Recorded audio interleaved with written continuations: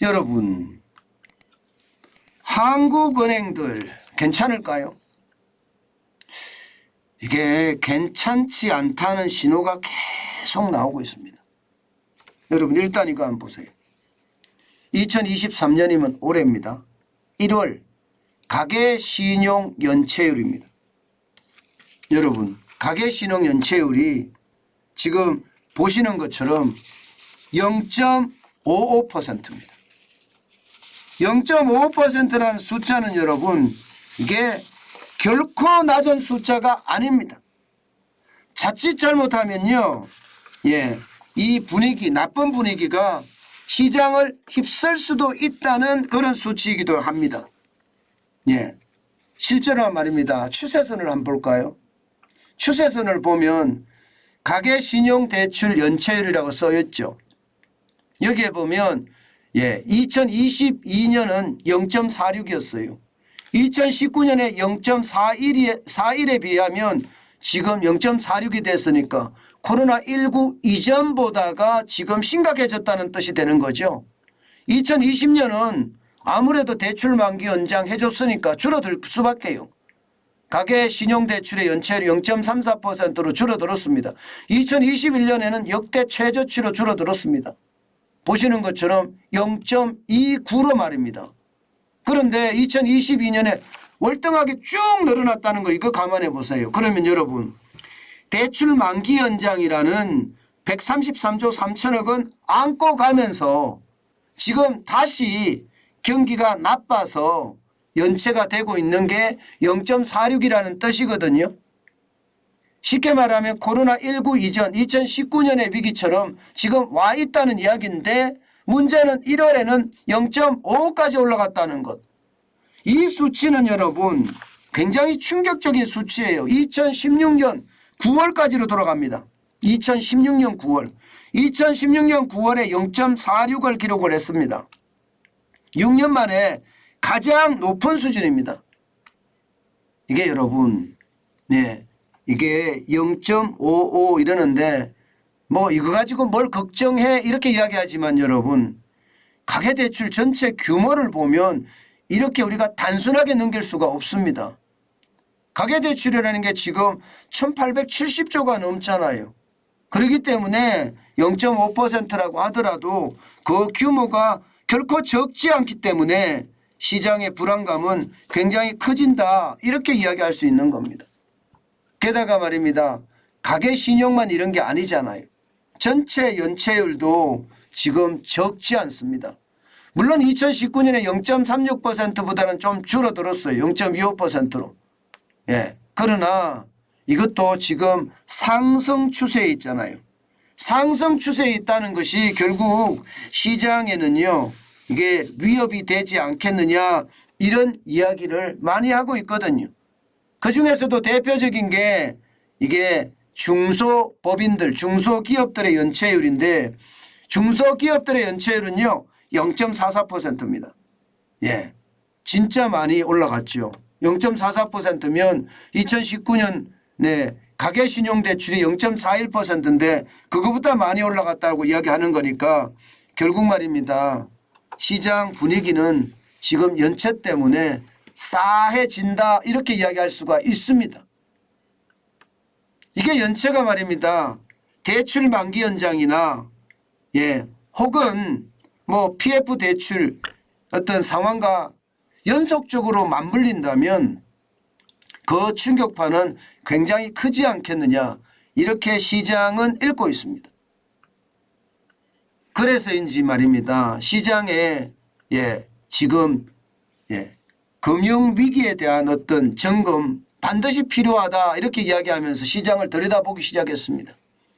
실제 시장을 들여다보니까 은행권의 자본 비율이 굉장히 낮아지고 있습니다.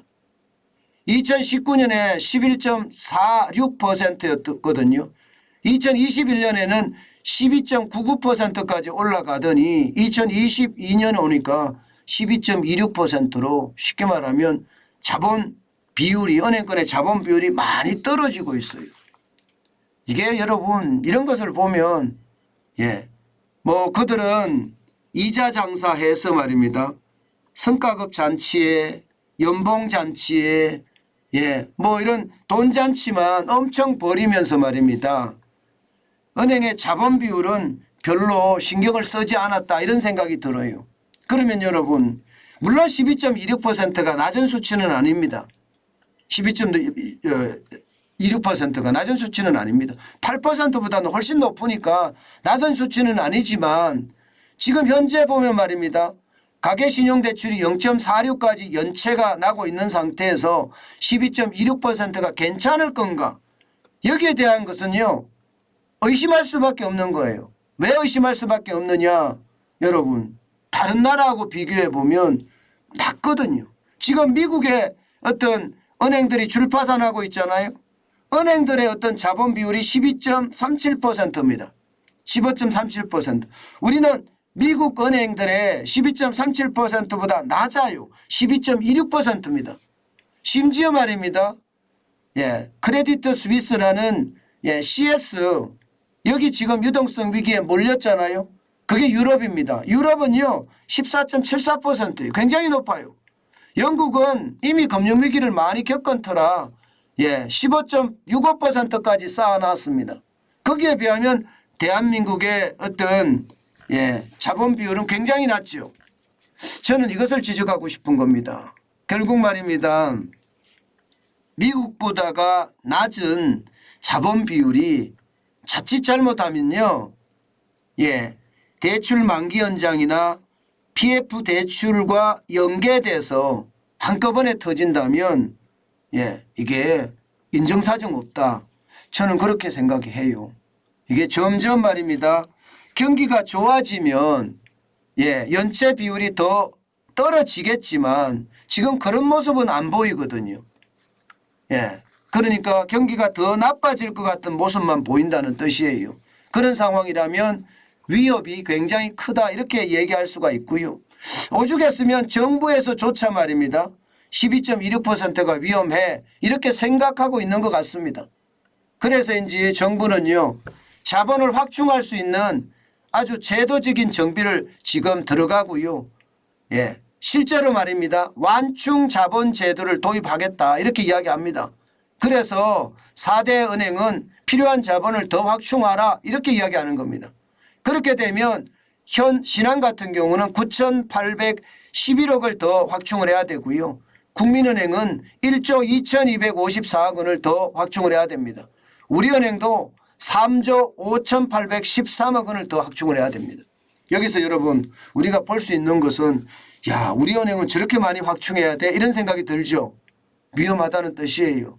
다른 은행에 비해서 우리은행이 좀 위험하다 그런 뜻을 지금 나타내고 있다 이렇게 생각을 합니다.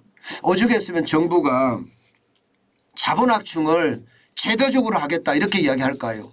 이것은 여러분 지금 금융의 어떤 위험도가 그 어느 때보다 높다는 뜻입니다. 저도 기자를 하면서 참 많이 취재를 해보는데요. 이게 억지로 제도를 잘 도입 안 하거든요. 억지로 제도를 도입할 때는요. 그만큼 시장에 위험이 있다는 뜻이에요. 시장에 위험이 있다는 뜻. 그래서 돈 쌓아라 이거 돈 쌓아라. 예를 들어서 경기 대응을 하는 완충 자본도 쌓고 경기 대응하는 완충 자본 쌓아라는 거죠. 또 스트레스 완충 자본도 쌓고 이 스트레스는 금융의 어떤 상황을 나타내는 어떤 지표라고 이야기할 수 있는데 이 스트레스를 해소하기 위한 그런 완충 자본도 쌓고 또한 필요하면 대손 준비금도 쌓아라. 대손 충당금은 당연히 쌓는 거고요. 대손 준비금도 쌓아라. 이런 이야기까지 하는 것을 보면 우리 시장에 생각보다 위험도가 커지고 있는 것은 아닌가. 그런 저는 암울한 전망도 해봅니다. 특히 말입니다. 저는 우리은행이 자본을 이렇게 안 쌓은 줄 몰랐어요. 지금 자본을 3조 5,813억 원을 쌓으라고 하니까 그만큼 저는 위험의 어떤 상황이 굉장히 커졌다 이렇게도 읽고 있습니다. 여러분 이게 여러분들의 자산을 지키기 위해서는요. 절대 한 개 은행에 돈을 넣어둬서는 안 됩니다. 여러 은행에 분산을 시켜야 되고요.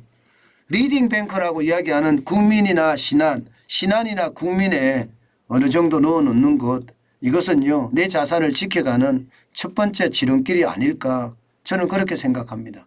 물론 저 같은 경우는 농협을 이용하는데요. 저 농협은행을 쓰거든요. 예, 농협은행을 쓰는 것도 저는 나쁘지 않다 이렇게 생각은 합니다. 그러나 지금 같은 위기에는요 한 곳에만 집중하지 말고요. 예, 여러 곳에 분산 배치하는 것, 예, 굉장히 중요한 요소다 이렇게 말씀드리겠습니다.